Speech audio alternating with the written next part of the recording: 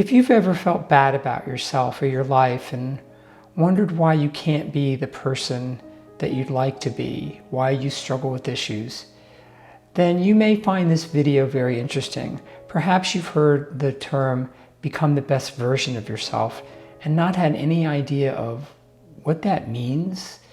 Is it really possible? And how do you do it? So stick around, because I'm going to talk to you about actually relatively simple tools that you can use to help you get back on track to actually become the best version of yourself, regardless of your past mistakes, and to feel better about your life today. Now is always the time to start making positive changes in your life. Dr. Donna, Leigh, Bliss. On this channel, I promote optimal mental health and well-being to help you become the best version of yourself. If there are any topics that you would like me to make a video on, please list them in the comments below. So, one of the purposes of this channel is to help people become the best version of themselves. Well, how is that really possible? What if you've made lots of mistakes, or you have a very troubled background? Maybe you were abused as a child, and the idea of being the best version of yourself might seem alien. Well, we're going to talk a little bit more about what that actually means and some tools that you can use that can actually help you work towards becoming the best version of yourself starting today. So how do we even develop a sense of identity? When we're born, we don't have a sense of ourselves as a person. We don't even have a sense of things outside of ourselves. And it really isn't until infants start to learn how to develop language and communicate with adults that they start developing a sense of themselves as being distinct from other people. And if you grow up in a relatively healthy family, then you start to develop an internal sense of being lovable and worthwhile and feel good about yourself. If you grow up in a dysfunctional family, say a family that has addiction or mental health problems, where love is conditional, or you're criticized, or your parents were incapacitated by their problems and weren't able to give you the kind of help and support you need, then you develop a sense of yourself as being less than, not fitting in, not belonging, not being lovable. So it's important to remember that this is really a learned behavior, the sense of who we are. And that also then means that we can learn something new and better. So infants are born with unlimited potential. Think about it. Infants learn how to walk and talk. They're not even consciously aware of what they're doing. There is something inside of them that is causing this to unfold. So our natural state is to have unlimited potential to learn and grow and problem solve and use our brains to actually become the best version of ourselves. And that is just the way that people are made to be. We're also greatly influenced by the social world we grew up in, primarily our families, and that greatly influences how we see ourselves.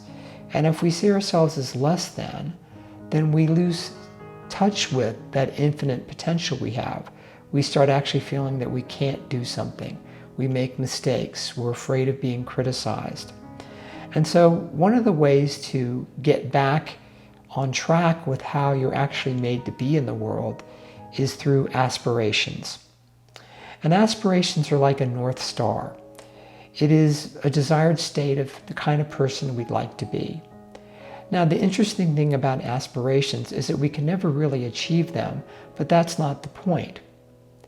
So one of the ways to start becoming the best version of yourself today is to write down on a piece of paper or on a computer screen or something, but get it out of your head and write it down, the kind of person you'd like to be, or the kind of employee you'd like to be, or the kind of friend you'd like to be, or the kind of spouse you'd like to be. And so think of the attributes that you would like. You might think, well, I'd like to be kind and compassionate. I'd like to be helpful. I'd like to be funny.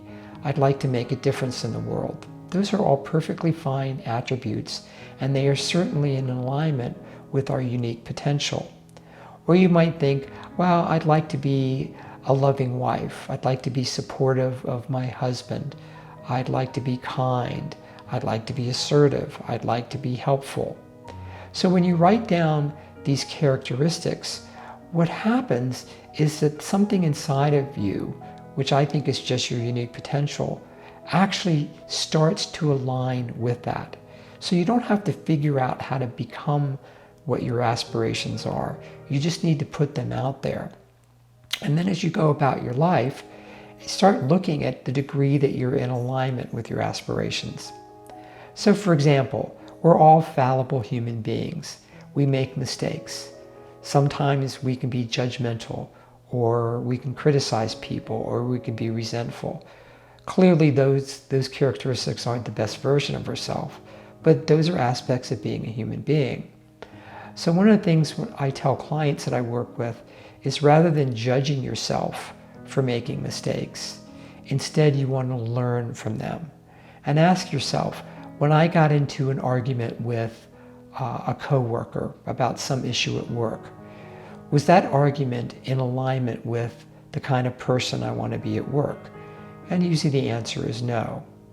And so once you recognize that it's not in alignment, all you have to ask yourself is, what can I do today to start improving that alignment and getting myself back on the right track?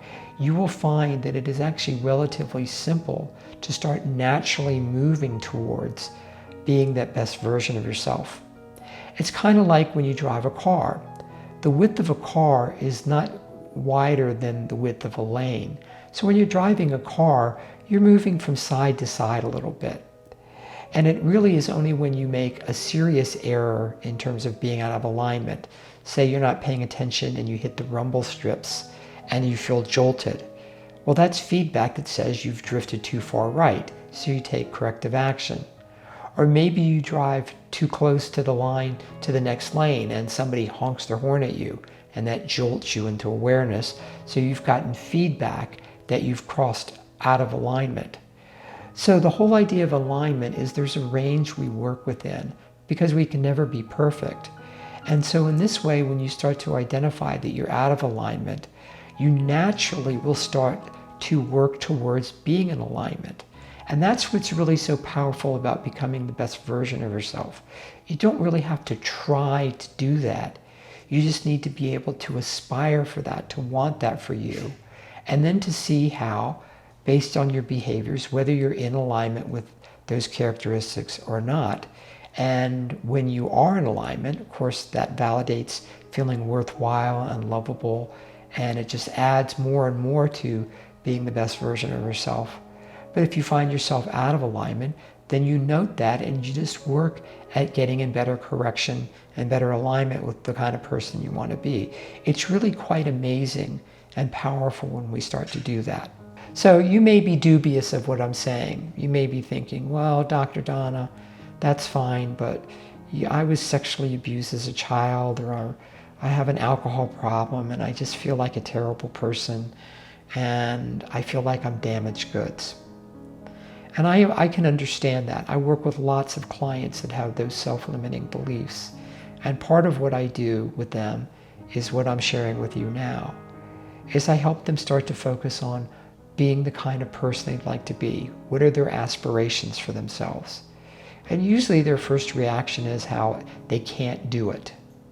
But when I talk to them about what an aspiration is, that they don't have to actually do anything, they actually find it's relatively easy to start to do that. And then to start to use those aspirations as a tool to help them to see, as they live their life, when they're in alignment with those aspirations and when they're out of alignment. And when they're out of alignment, to start to look in terms of corrective action they can take. So rather than judging themselves for not being good enough and just reinforcing those self-limiting core beliefs of not being lovable, not belonging, they actually start developing new beliefs of being worthwhile and lovable. So I encourage you to check it out. I think you'll find that all you have to do is try. There's not a right way to do it. But if you follow the steps that I've suggested, you will be amazed relatively quickly about how much better you feel about yourself and your life. Thank you for watching this video. I hope you found it inspiring. Please click on the subscribe button so you'll be notified when I release new videos. I've also included links for 2 other videos I think you'll find very helpful. I encourage you to check them out. Finally, remember, now is always the time to start making positive changes in your life. I'll see you next time.